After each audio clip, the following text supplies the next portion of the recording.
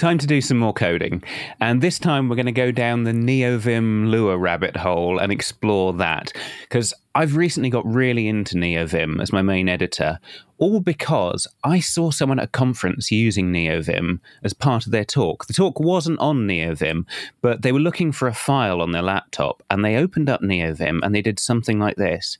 And the thing that caught my eye was not the file browser, but the speed with which they could preview the files as they flipped through. And I thought, that's cool. How on earth is Vim running that fast? I've never seen an editor preview files and syntax highlight them that quickly. What is this witchcraft? And it turns out it's a combination of Neovim and Telescope, which is the file browsing window you're seeing. And Telescope's really easy to extend. So let's have some fun with that. The thing I want to do is write a Docker browser for Neovim. And the great thing about this is not only is it fairly easy, because we can piggyback most of the code off of Telescope's code base, but it'll pretty much work for any command line tool that can spit out JSON. So you could reuse this recipe for all kinds of command browsery things. But Docker is the one we're going with today. I've got myself an empty directory, and we're going to set ourselves up for creating a Neovim extension by saying, let's create a directory called Lua, a subdirectory called Telescope Docker, and inside that we will edit a file called init.lua. So the way you do a module in Lua Neovim world is you create an object called m. It doesn't have to be called m, but by convention it's called m for module, and you return it. And then in the middle, your job is to stick, interesting functions onto M, and then when they get returned, the user can invoke them. That's all it takes. That's all it takes. And then when that module gets returned, a user will be able to say something like m show Docker images, and it will run. Let's just check that's going to work. So I'm going to print hello when you call that function, and I'm going to leave that in just for development time, so that when I write this file and then source it, it will instantly run my one function and show that things are working as I'd hope. Okay, so all I have to do is write and source, and I get to see my changes. That's going to quickly drive me insane. So before we get really stuck in, let me add a quick key binding. I'm going to map my local leader key followed by W to write this file, carriage return, source this file, carriage return. And with that, if I do leader W, it resources the whole thing and runs it. That's going to save me a lot of development time. Okay, that lets us get stuck in with actually writing a Telescope plugin. So I'm going to start by importing the pickers from telescope.pickers. And if I change this function to create a new picker, I'm going to give it some configuration options, which we'll go into, and then I'm going to call find on that new object. And that will pop up a Telescope picker with, hopefully, all the things I've configured inside. Great. How do I configure that? It takes two options.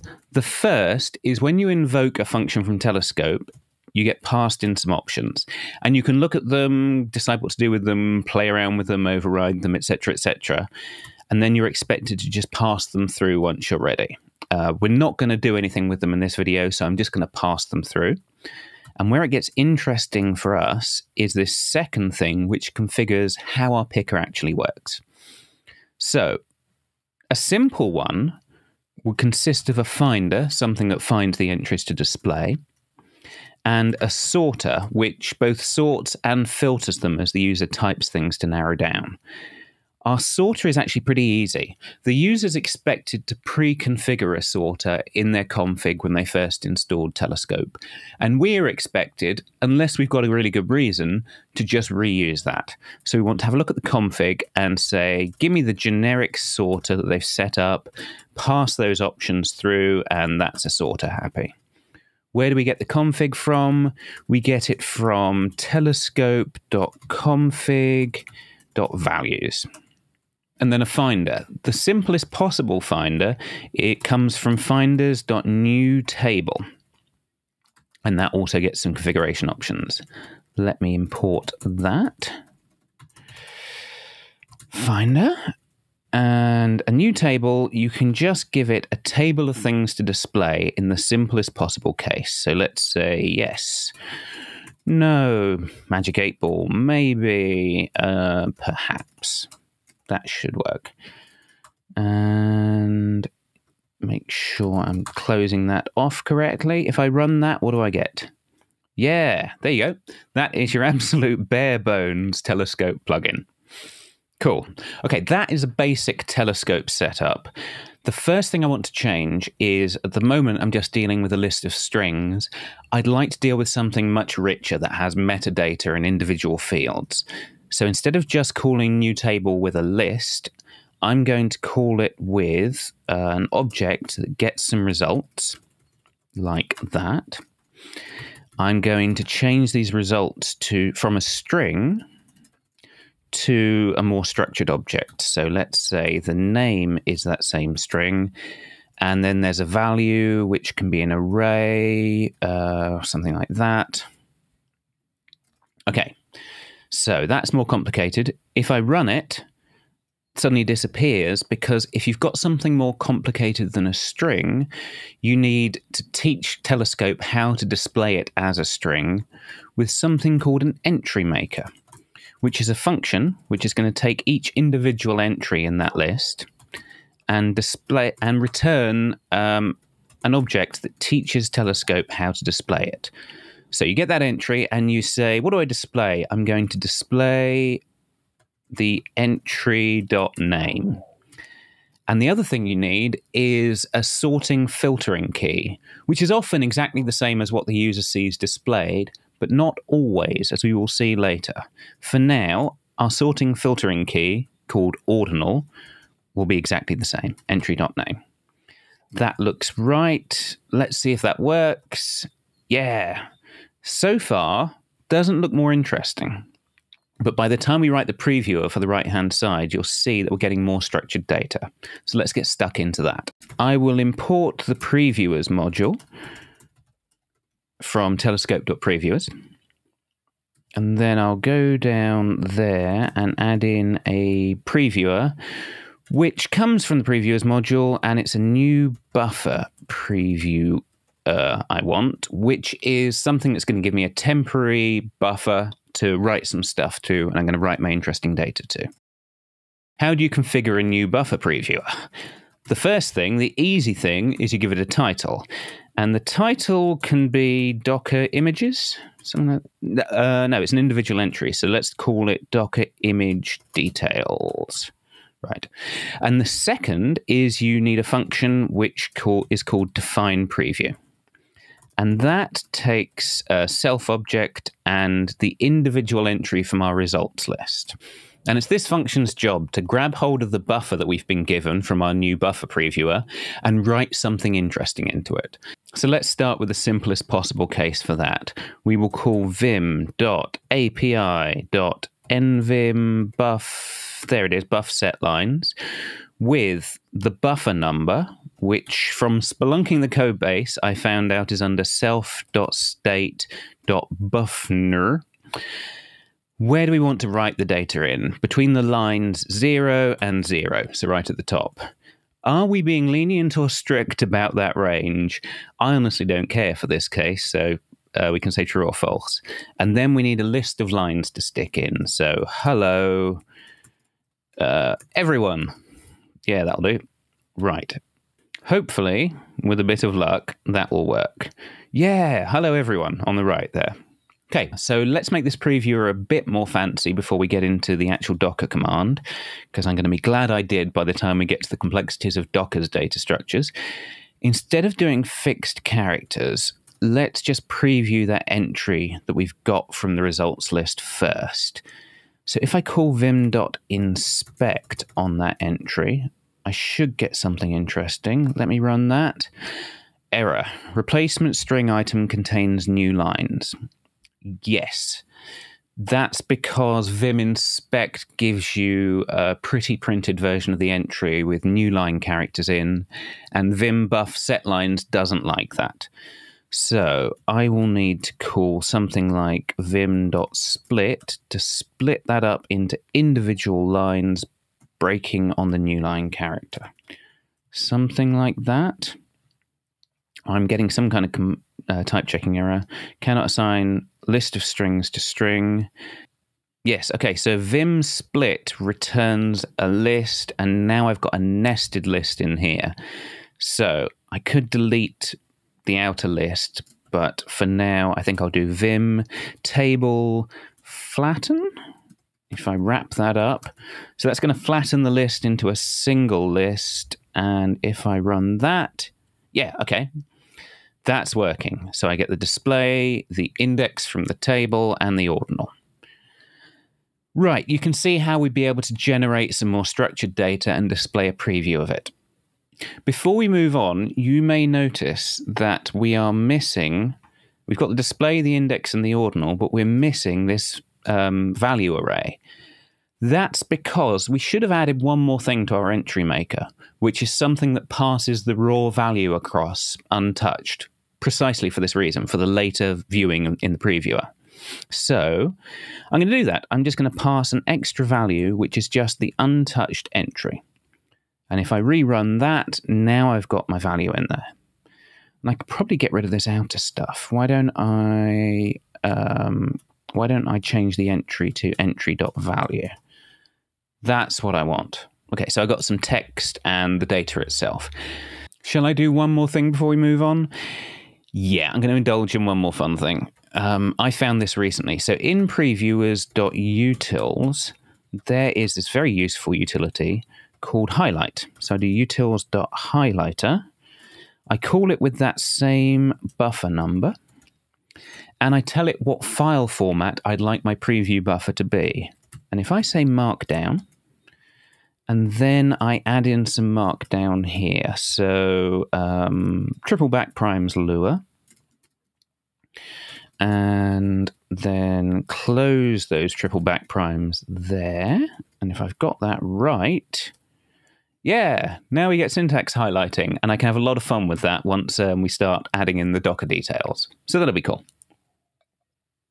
Right, time to deal with Docker. So instead of calling new table, which just creates a static table, we are going to do new async job. And that takes a slightly different set of options. Still takes the same entry maker, but instead of static results, you want to give it a command generator. And that is a function which is going to return the command line arguments you want. Easy. So we will return a list of arguments. Docker will have to be the first one, that's the command, followed by the flags, is it images? I think it is. Format JSON. Oop. Something like that. I'm missing out a comma. Will that work? No. Hasn't worked yet. Doesn't surprise me. But you see it's got 13 out of 13 displaying. So we've definitely got some data coming back from that command. We're just not displaying it right. Let's have a quick look at debugging this, because it's all gone too well so far. So I'm going to say, let's get a logger from require plenary.log. If you've installed Telescope, plenary is a dependency, so you'll have that too.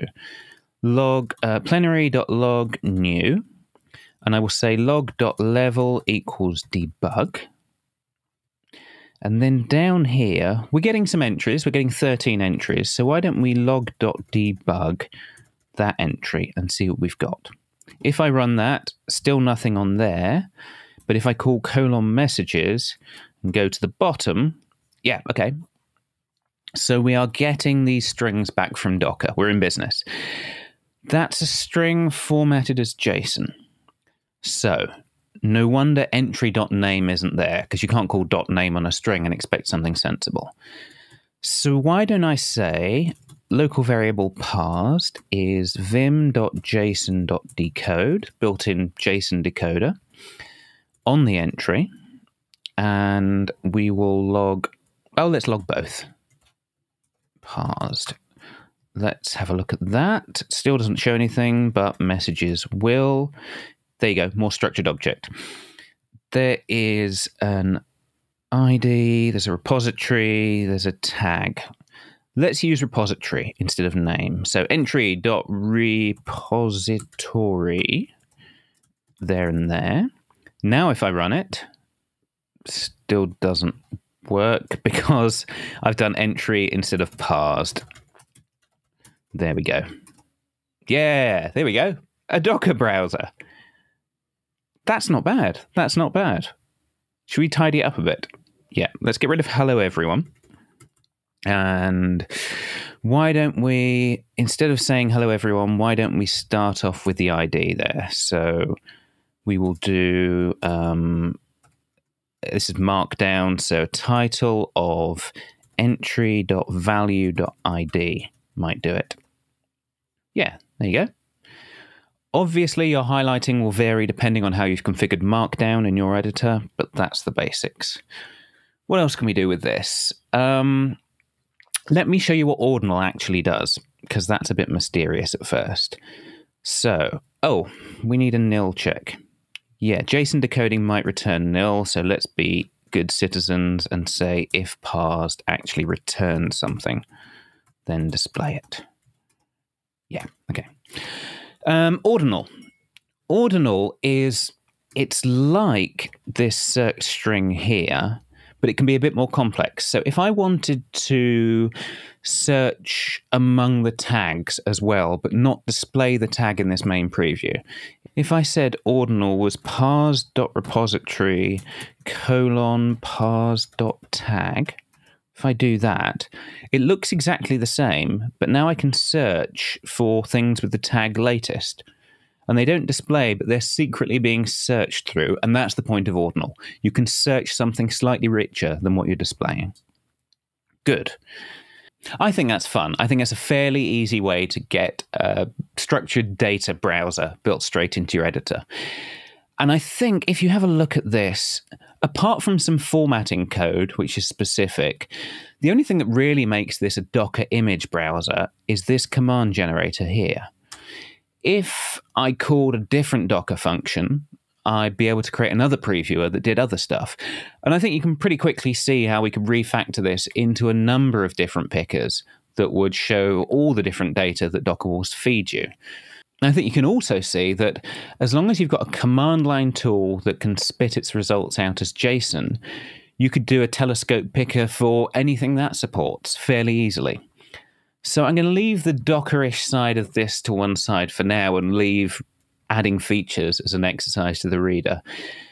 I think there's one more fun thing we can add that really shows you the ease with which you can create these pickers, which is if I call this and I select Alpine and hit return, the default behavior of Telescope is to try and open Alpine as a new buffer, which is not really what I want. I'd like to do something fancier than that. So let's add in that code. I'll go back here. I'm going to need two more modules to make this work. I'm going to need actions like that.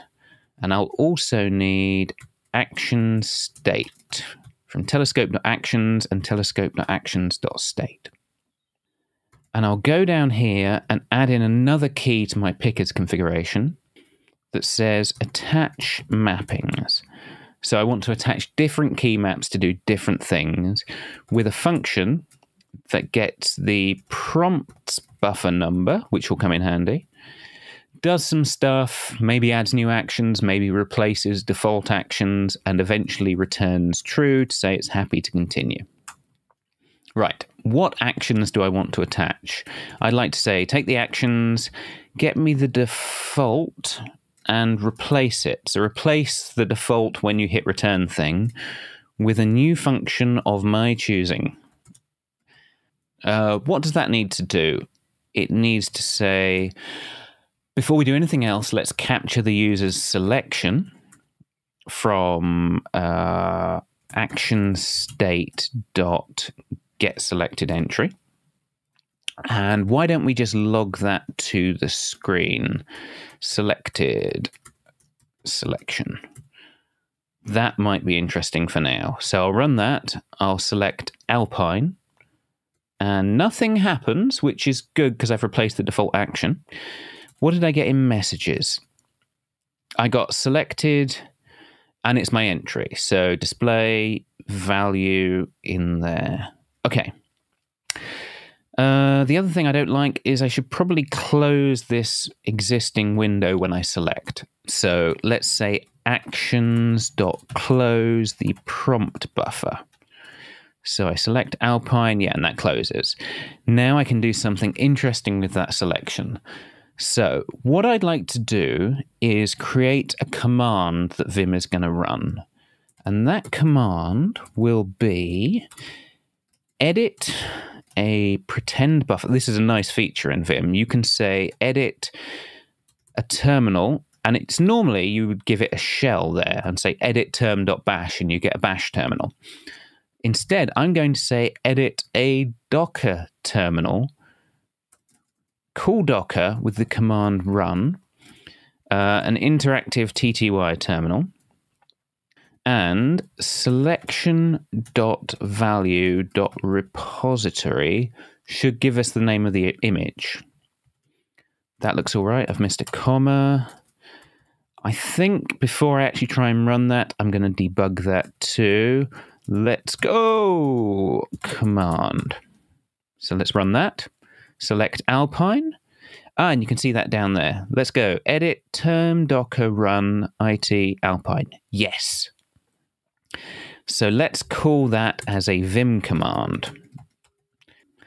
And hopefully, if I run that and choose Alpine, invalid key 1. Yes, I'm giving vim.command a table. I should be giving it a string. So I'm going to have to call vim.function.join, though that list with spaces. Let's try that. Alpine.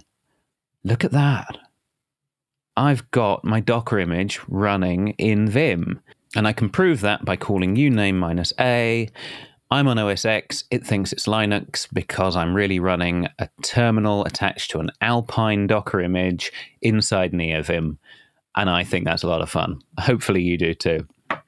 And I think you could take that in loads of different directions. As I said, you could run more Docker image commands, you could run more Docker commands, you could run anything that spits out JSON, and you can start replacing the actions with whatever you fancy doing. But for now, that will do. Hopefully you've enjoyed this and you've learned something. I'll stick the code up on GitHub, and I might extend it a bit more as we go. In the meantime, if you like this, please click like. If lots of people like it, we'll do more of them. Tell me what you'd like to see. If you want to learn more about Neovim, I recently did a podcast interview with TJ DeVries dedicated to Neovim, and that was a lot of fun and very interesting. A link to that should be showing up somewhere in the browser window right now. Make sure you're subscribed for the next episode, and I'll see you soon. Thanks for watching.